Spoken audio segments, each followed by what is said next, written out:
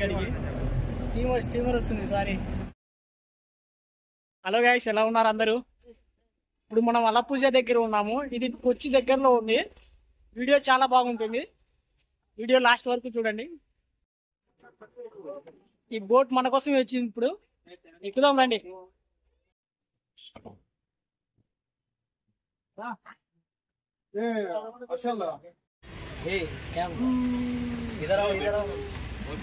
మొత్తం back side కూర్చోడానికి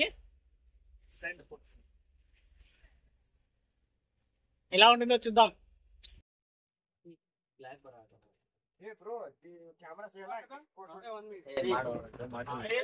చాలా బాగుంది ఫ్రెండ్స్.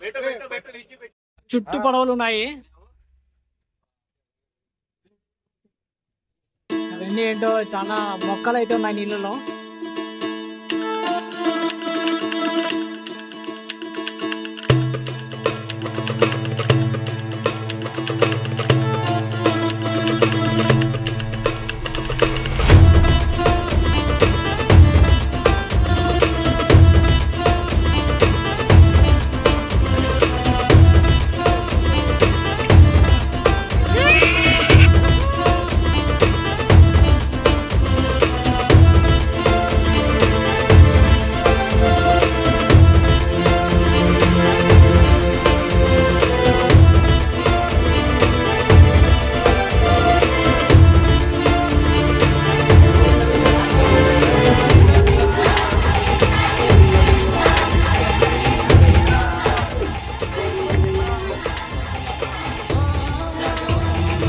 చాలా బాగుంది. ఎప్పుడైనా కేరళకి వచ్చినప్పుడు అన్ని పిల్లలు ఖచ్చితంగా రండి. ఇలా బోట్ రైడింగ్ చేయండి, చాలా బాగుంటుంది.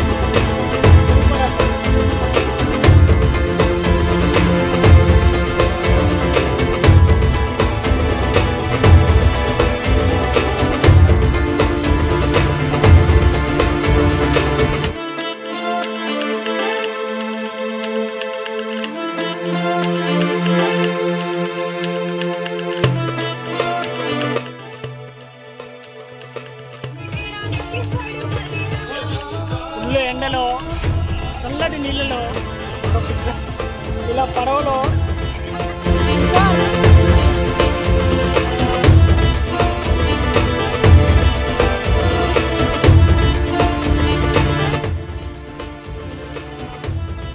చుట్టూ వందల కొద్ది పడవలు అయితే చూపిస్తాయి.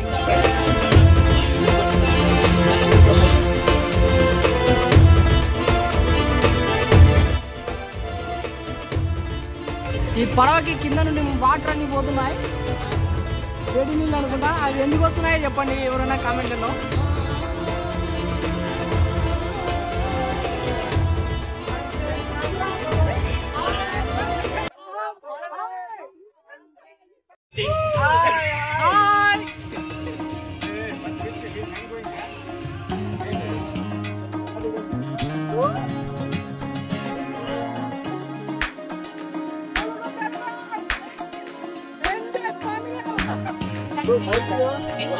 టూ అవర్స్ తిప్పుతాడు మనల్ని. మనకు 1 అవర్ కావాలంటే 1 అవర్ తిప్పుతాడు. 2 అవర్స్ కావాలంటే 2 అవర్స్ మొత్తం చుట్టూ చూపిస్తాడు.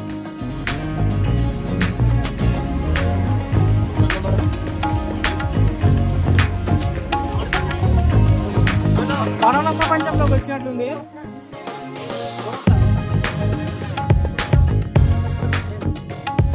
ఫ్రంట్ ఉండేదంతా ఇంకా సముద్రం, అది ఇక్కడితో ఎండింగ్ అవుతుంది. రోడ్లు చూడండి ఎంత స్పీడ్గా తిరుగుతున్నాయో.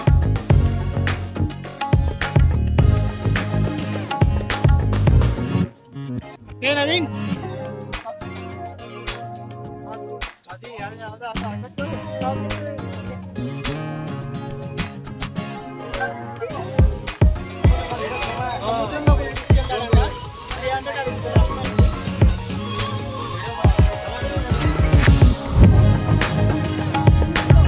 Come to Kerala, baby. Come to Kerala.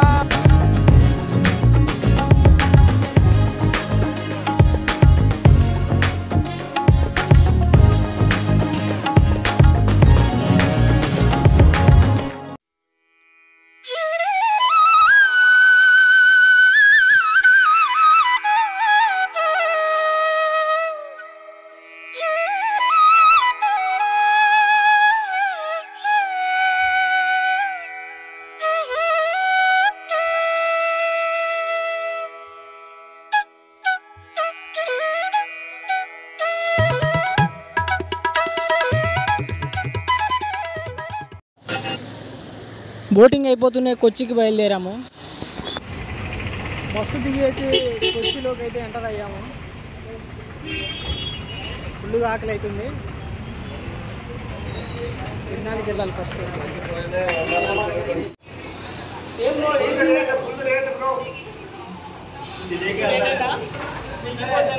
వచ్చి బోట్ పాయింట్ దగ్గరికి వచ్చాము. చూస్తున్నారు ఎంత పెద్దగా ఉందో బోటు. వస్తుంది ఇక్కడికి స్టీమర్ వస్తుంది. సారీ, కార్లు వేసుకొని అవతల నుండి యువతల సైడ్కి వస్తుంది. ఎంత పెద్దగా ఉందో.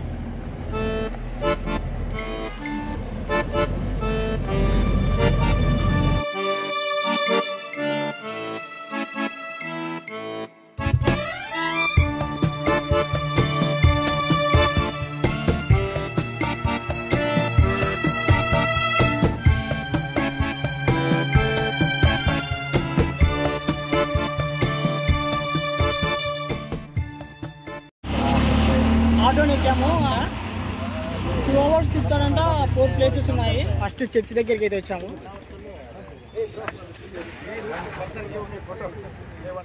వాస్కో డి గామా అనే పేరు మీరందరూ వినే ఉంటారు, సోషల్ చదివిన వాళ్ళందరూ. ఇక్కడే చనిపోయాడు. చరిత్ర కలిగినటువంటి చర్చి ఇది. ఆ వాస్కో డి గామానే మనకు ఫస్ట్ టైం సముద్ర మార్గాన్ని అనేది కనిపెట్టాడు. ఇక్కడ ఈ ప్లేస్లోకి వచ్చి ఇక్కడ చనిపోయాడు. ఈ చర్చిని 1503వ సంవత్సరంలో నిర్మించారు. ఫ్రెంచ్ వాళ్ళు భారతదేశంలో నిర్మించినటువంటి మొట్టమొదటి చర్చి ఇది. చర్చి లోపల మాత్రం ప్రశాంతంగా చాలా అందంగా ఉంది. వాస్కో డి గామా చిత్రపటాన్ని చూడొచ్చు ఇక్కడ. చిత్రపటం ఆయన చనిపోయిన ప్లేస్ ఇది.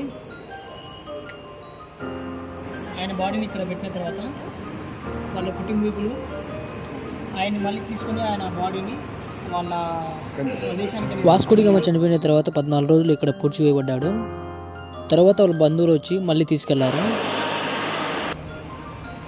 యూరోపియన్లు ఈ ప్లేస్లో చాలా ఎక్కువగా తిరిగేవాళ్ళు పూర్వంలో. ఈ చర్చి ముందు శిథిలావస్థలో ఉండేది. దీన్ని ఒకసారి రీమోడలింగ్ అనేది చేశారు. కొచ్చిలోని మ్యూజియంకి వచ్చాము. నెక్స్ట్ ఈ ప్రదేశం చర్చి నుండి చాలా దగ్గరలోనే ఉంది. పురాతన కాలంలో నీళ్ళ కోసం యూజ్ చేసినటువంటి బాణలు. కొచ్చి హిస్టరీ చరిత్ర మొత్తం ఈ విధంగా బొమ్మల రూపంలో వేశారు. వాళ్ళు ఏ విధంగా జీవించేవాళ్ళు, ఈ విధంగా ఫోటోస్ రూపంలో వేశారు. ఇక్కడ వాస్కో డి గామా సముద్ర మార్గాన్ని కనిపెట్టాడు కదా ఇండియాకి. ఈ విధంగా సముద్ర మార్గాన్ని కనిపెట్టారని ఈ మ్యాప్ రూపంలో ఉంది. యూరోపియన్లు సుగంధ ద్రవ్యాలు, మసాలా పొడుల కోసం ఒక సముద్ర మార్గాన్ని కనిపెట్టాల్సి వచ్చింది. ఆ టైంలోనే ఈ వాస్కో డి గామా ఇక్కడికి చేరుకొని ఈ సముద్ర మార్గాన్ని కనిపెట్టాడు. వాస్కో డి గామా 400 మందితో కలిసి మొట్టమొదటిసారి మలబార్ తీరంలో అడుగుపెట్టాడు.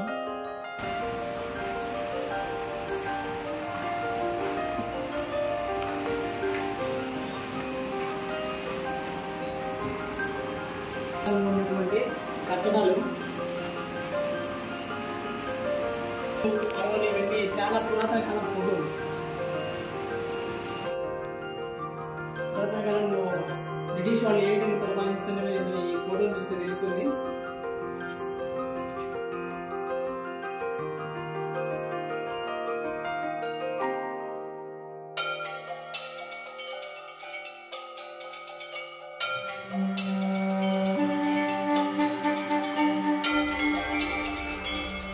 నుండి బయటకు వస్తూనే పక్కనే బీచ్ ఉంటుంది.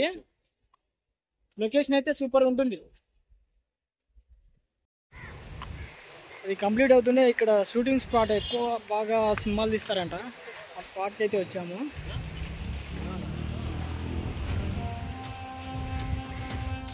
ఇక్కడ మీరు చూస్తున్నటువంటి వలలు అనేవి చైనా టెక్నాలజీ ద్వారా తయారు చేశారని చెప్తారు. ఈ వలలు పూర్వకాలంలో అంటే 14వ శతాబ్దంలో అలా చైనా నుండి వచ్చిన వాళ్ళు కొంతమంది ఈ వలలని మొదటిసారిగా ప్రవేశపెట్టారు ఇండియాలో అని చెప్తారు. కాకపోతే ఇందులో వింత ఏంటంటే చైనాలో ఇంతవరకు కూడా అక్కడ ఎలాంటి ఈ టెక్నాలజీతో ఉన్నటువంటి వలలు అనేవి కనిపించవు. డచ్ పాలస్ దగ్గరికి అయితే వచ్చాము.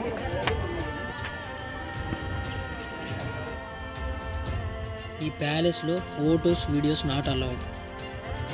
ఫుల్ సీసీ కెమెరాలతో సిబ్బందితో ఉంటుంది, కానీ కొన్ని ఫొటోస్ వీడియోస్ మాత్రం తీయగలిగాను. విన్నారుగా ఆ శబ్దం, సిబ్బంది అరుపులు. అసలు ఫోటోలు వీడియోలు తీయడానికి అలౌ లేదు, కానీ కొన్ని మాత్రం వాళ్ళని అడిగి ఫోటోలు కొన్ని వీడియోలు తీసుకున్నాను. పురాతన కాలంలో రాజులు యూజ్ చేసినటువంటి కొన్ని వస్తువులు అనేటివి మీకు చూపిస్తున్నాను. ఇవి రాజు వాడినటువంటి దుస్తులు, ఖడ్గాలు, కత్తులు. ఈయనే కొచ్చిని పరిపాలించినటువంటి చివరి చక్రవర్తి. ఇక్కడ చూపిస్తున్న వస్తువులన్నీ ఆయన వాడినవే. ఆయన పేరు మహారాజా రామవర్మ. ఆయన ఉపయోగించినటువంటి కిరీటం. ఆ ప్యాలెస్ను చూస్తున్నంతసేపు ఏదో కొన్ని శతాబ్దాల వెనక్కి వెళ్ళిపోయినట్లు అనిపించింది. ఇది ఆ సుగంధ ద్రవ్యాలు అమ్మేటువంటి స్థలము, మార్కెట్. ఈ ప్లేస్లోనే పురాతన కాలంలో డచ్ వాళ్ళు, యూరోపియన్లు ఇక్కడికి వచ్చేసి వ్యాపారాన్ని చేసేవారు. ఆ ప్లేస్ అనేది ఇదే.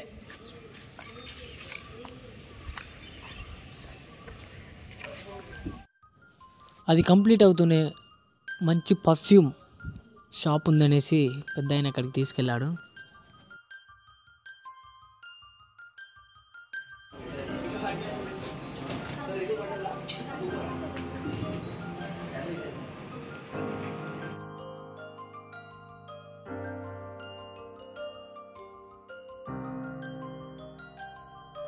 ఇవన్నీ చాలా ఖరీదైన బాడీ స్ప్రేలు.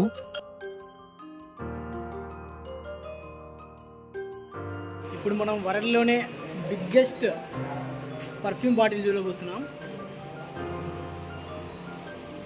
ఇది కొచ్చిలో ఉంది. ఇదే మనకు ప్రపంచంలోనే అతిపెద్ద పర్ఫ్యూమ్ బాటిల్. ఇక్కడ కనిపిస్తుంది కదా, ఇది అతిపెద్ద అగరబత్తి. చూడండి ఎంత పొడుగుందో.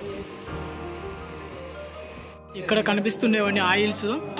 వీటితోని బాడీ స్ప్రే తయారు చేస్తారు. చూడండి మొత్తం అగరబత్తీలతో నిండిపోయింది, రంగురంగుల అగరబత్తీలతో.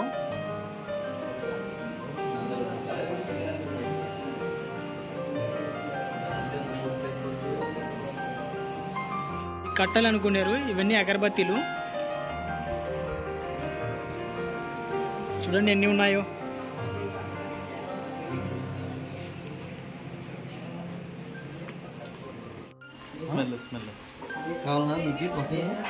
ఒకసారి స్మెల్ చూపించండి, చూద్దాం ఒకసారి. మన పెద్ద ఆయనకు తెలుగు బాగా మాట్లాడుతున్నాడు. తెలుగు, తమిళ్, కన్నడ బహుభాషావేత్త.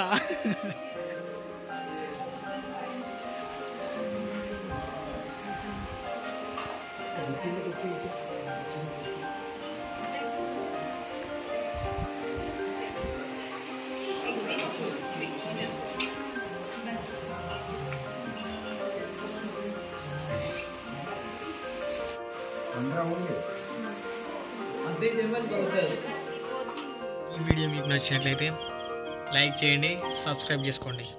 Thank you.